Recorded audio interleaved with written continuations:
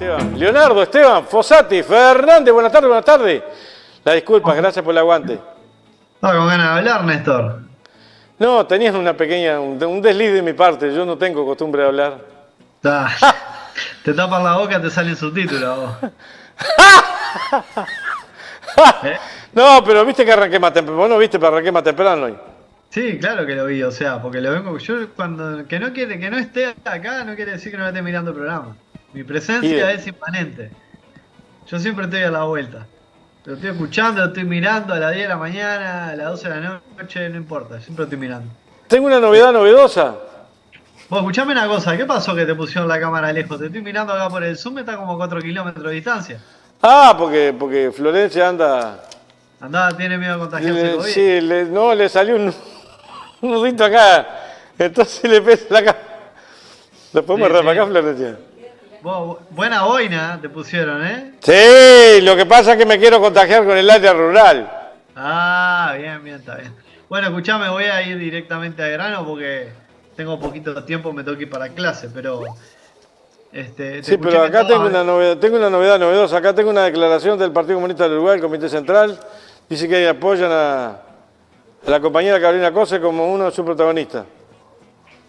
Sí, bueno, es imposible hoy en día, hoy arrancar cualquier noticia sin mencionar la definición de, ¿verdad? El Partido Comunista en la tarde de ayer. Ayer salió la nota, a la tarde, estaban los portales, ya la diaria, y bueno, apoyando a Carolina Cose de cara a lo que va a ser las internas, y bueno, esperemos. Igual me reí mucho más con el meme que andaba circulando a la vuelta, que mostraba un pingüinito enojado sentado en una silla diciendo las bases queriendo discutir programa, el frente discutiendo candidatos. Me pareció un meme muy interesante de cómo siempre no aprendemos y terminamos siendo empujados a la sinergia de tener que tomar decisiones para apurar procesos, generalmente vinculados a la definición de candidatos y candidatas, ¿no? De Y no cualquier tenemos manera, muchas veces. de cualquier manera, el meme ese, si es que se desarrolla tal como vos lo dijiste, no me lo puedes reiterar, por favor, te lo agradezco. Sí, tiene un pingüinito sentado enojado y representaría como al Frente Amplio, ¿no? Y dice, los Frente Amplistas queriendo discutir el programa de gobierno y abajo te ponía tipo onda y el FA discutiendo candidatura. Ese es un concepto que es equivocado, porque el FA es su conjunto. No va Sí, la sí. gente separado del FA. El No, FA es claro, un concepto. Si claramente. no, El meme si no pareciera que el FA es nada más que es un movimiento dirigente, si no lo es.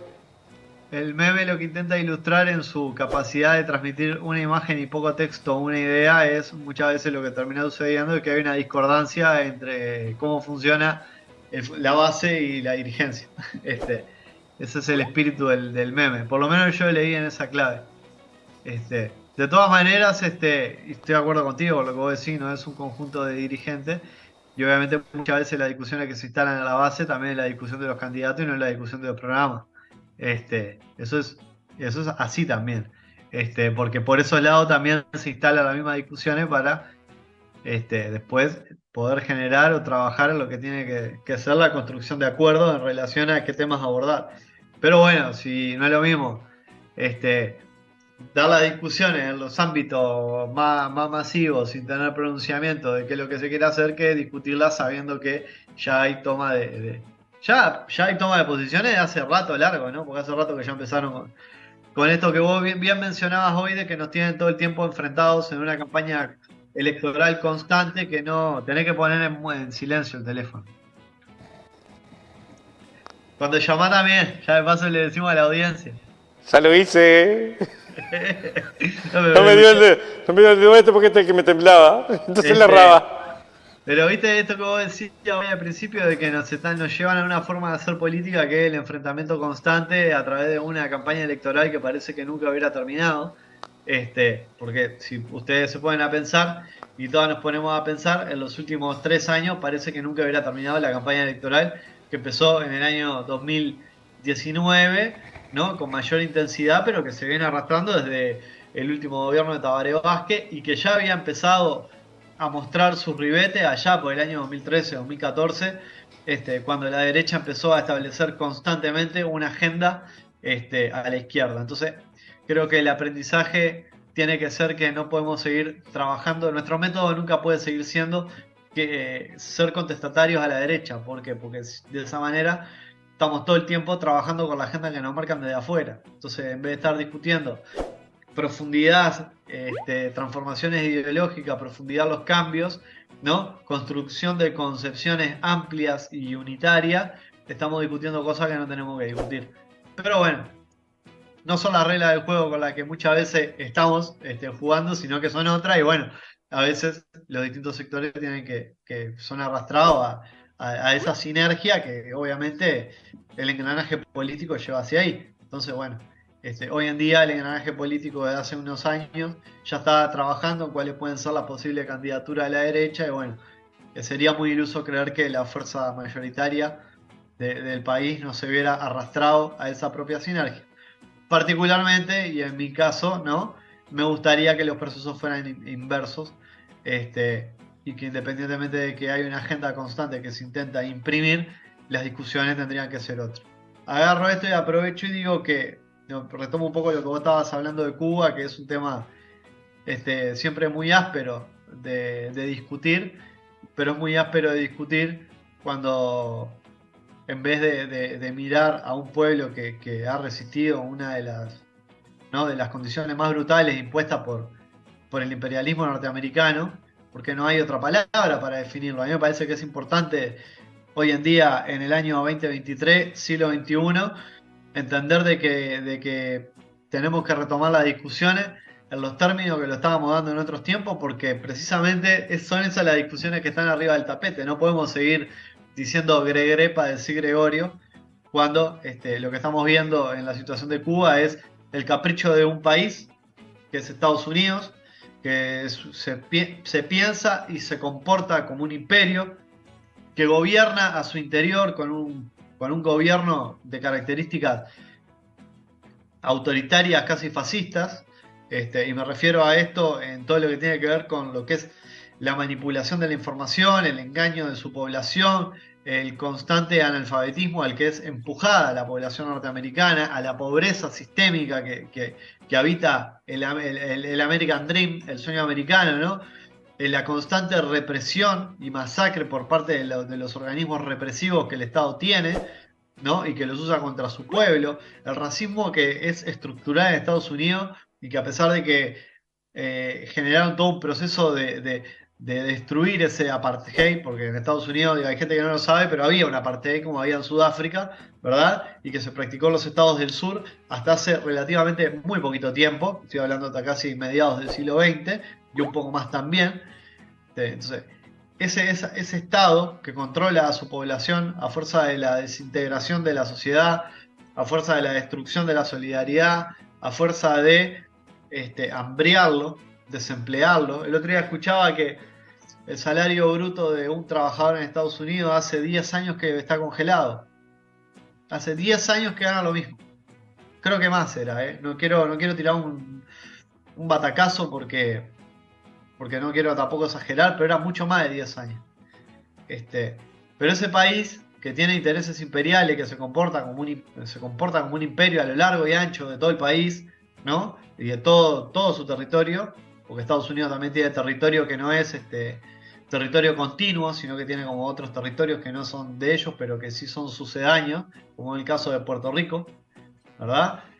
En todo lo que es su territorio se comporta como un imperio y pretende ser el dueño de todo el resto del continente americano y hace pagar a algunos países, ¿no? Las consecuencias de haber sido medianamente disidente o de haber intentado y haber querido forjar su propio destino. Y eso es lo que está haciendo con Cuba hace 60 años y lo seguirá haciendo hasta que, no sé, en algún momento logre doblegar la voluntad del pueblo. Y yo trabajé mucho tiempo en el campo de las migraciones, actualmente ya no estoy trabajando en este tema, pero es un tema en el que he estudiado, he investigado mucho y he trabajado bastante. Y siempre me pasó en diversas oportunidades que he tenido que ir a hacer charla o hablar o conversar un poco con la gente acerca de la migración. Siempre intentan preguntar acerca de Cuba y hablar del régimen de Cuba, ¿no? ¿qué opino yo de Cuba? Claramente siempre fue una pregunta con segundas intenciones, sabiendo que soy una persona de izquierda y que vota el Frente Amplio y que trabajo con la migración. Evidentemente, bueno, ¿cómo yo puedo tener, ¿no?, un discurso determinado para cuando hablo de Cuba, cuando hablo de Venezuela? O, de alguna manera, ¿por qué entienden que uno puede llegar a justificar, cuando en realidad no es justificar, sino tratar de explicar el devenir histórico de un país y de una sociedad vinculado a las relaciones coloniales que existen en el mundo? Claro, la gente muchas veces que está a la derecha o que quiere sacar o arrebatar una conjetura apresurada acerca de un proceso histórico, claro, no le sirve esto, le sirve decir, más fácil decir: vos sos un cubano, andate para Cuba, no sé qué, o que sos un régimen, que Cuba mata a todo el mundo, o que Venezuela, que no sé qué, andate para Venezuela, pa.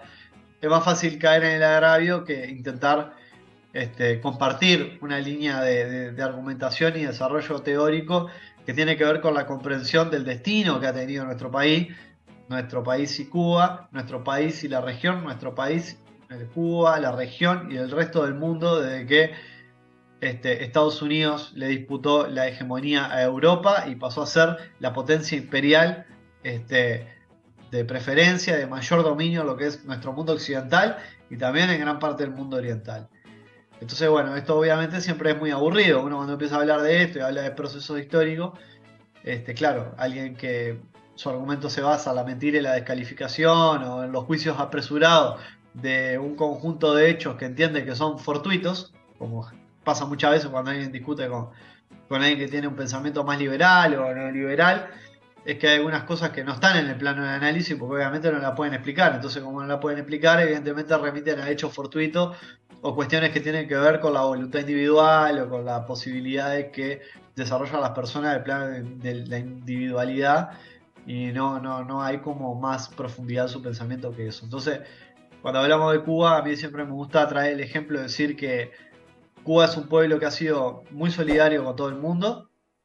Cuba es un pueblo que ha sido no solo muy solidario, sino que ha sido el ejemplo del mundo entero en lo que tiene que ver con el hecho de doblegarse ante un imperio que lo duplicaba o lo triplicaba o lo cuadruplicaba, no solo en fuerza y capacidad bélica, sino en posibilidades de desarrollar cualquier tipo de estrategia para aislarlo, y lo hizo. Y no solo eso, en Cuba viven 11 millones de personas. Y yo creo que de esas 11 millones de personas que viven en un gobierno el cual no puede muchas veces tomar decisiones como acondicionar un edificio porque no dejan ni pasar material de construcción a Cuba, y eso no es una opinión, es un dato de la realidad, creo que un pueblo que medianamente no estuviera conforme con el sistema de gobierno que hay en Cuba ya hubiera tomado las medidas suficientes para revertir esa situación, como lo hicieron en la década del 50, ¿no?, bajo una de las dictaduras más atroces que había en el continente. Entonces, no nos apuremos a andar haciendo juicios de valor, ni tampoco andar tirando por la borda los análisis históricos y los análisis económicos y políticos que durante mucho tiempo sirvieron, ¿verdad?, para brindar cierto apoyo o ver con determinados ojos, ¿no?, a un país como Cuba, ¿verdad? Porque producto de muchas veces la moderación y de querer andar cosechando encantos y agrados, hemos ido siendo permeados de alguna manera, o nos fueron permeando con ciertos discursos que nos parcializan y nos segmentan la lectura de la realidad que tenemos, de los hechos políticos que pasan a nivel mundial, ¿verdad? Y principalmente en el caso de Cuba, más aún todavía, que toda la información que llega generalmente está pasado por un tamiz que muchas veces elige omitir información.